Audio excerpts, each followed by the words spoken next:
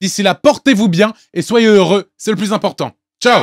Une heure seulement après la sortie de l'épisode 34 de What the Cut, Antoine Daniel se rendit immédiatement au choix de Buscaron, bar nommé ainsi de par son patron et fondateur Buscaron. Pendant ce temps-là, des pirates de l'espace attaquèrent la Terre. D'abord les capitales, puis les villes, puis les villages. La première semaine, les associations pacifistes, menées par Jeff Surf, tentèrent d'ouvrir le dialogue. Sans succès. S'ensuivirent des mouvements de foule, menant la population à s'exiler massivement vers les campagnes. Et comme il n'y avait pas 4G, les gens décidèrent de rentrer dans les grandes villes, malgré le danger évident. Pendant ce temps, Antoine Daniel buvait des coups au choix de Buscaron.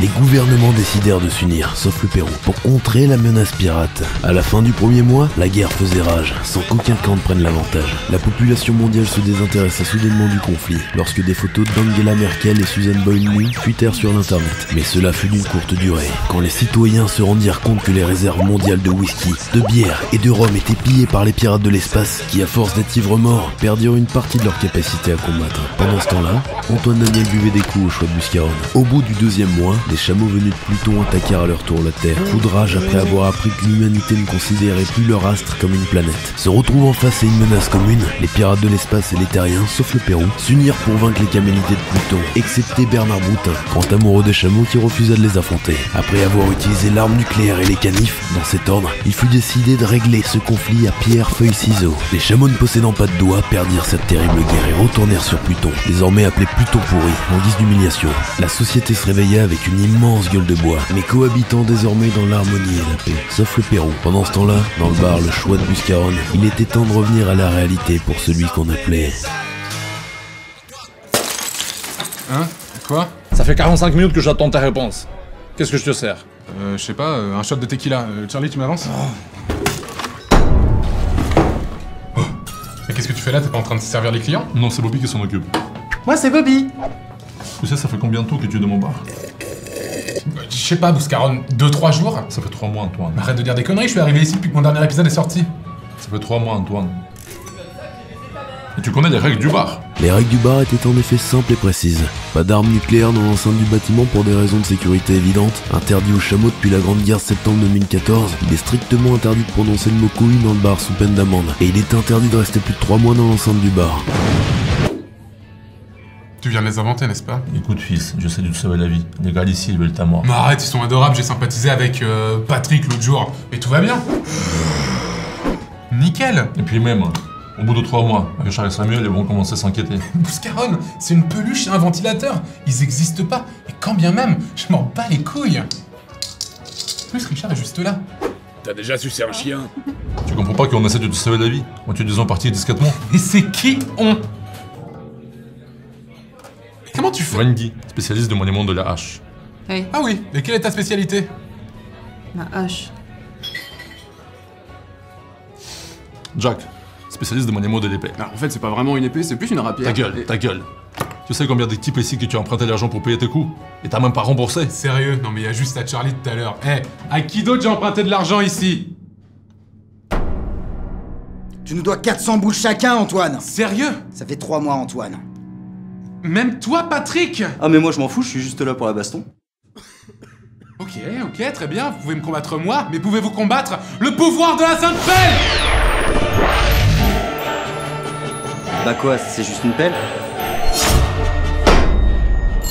Bon, tu me la rends bientôt, hein? Non, t'inquiète pas, tout va bien pour toi? Ah bah tu sais, la vie suit son cours immuable. Fraîche histoire, frère. Ça va chier des marmottes. On va vous défoncer. Sauf une fois au chalet. Oh, je déteste cette punchline!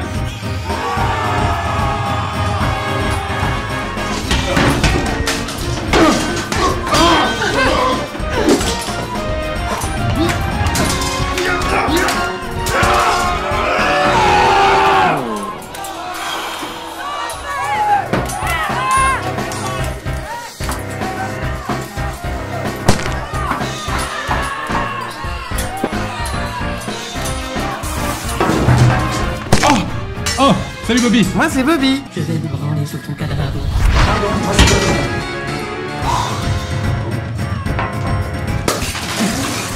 Putain!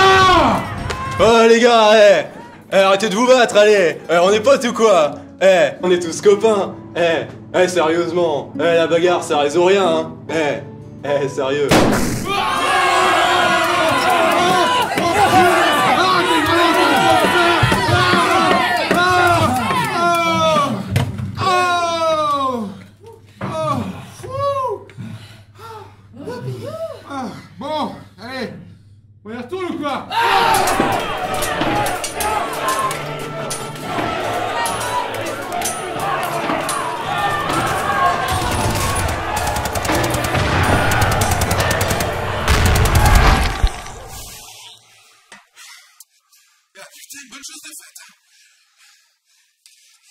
C'était vachement bizarre ce que t'as fait tout à l'heure avec ta bite. Eh ben en fait c'est très simple, c'est l'écouteur canadien, c'est une question de concentration. En effet, ça fait longtemps que j'étais pas sorti.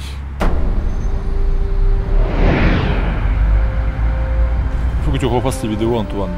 Les gens ils attendent ton retour. Regarde ce commentaire. À présent, je dois rejoindre mon peuple.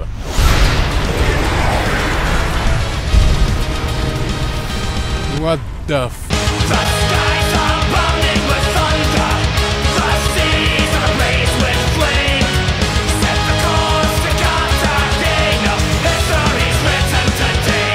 Qu'est-ce qui vous inspire pour produire vos vidéos? La consommation massive de drogue dure!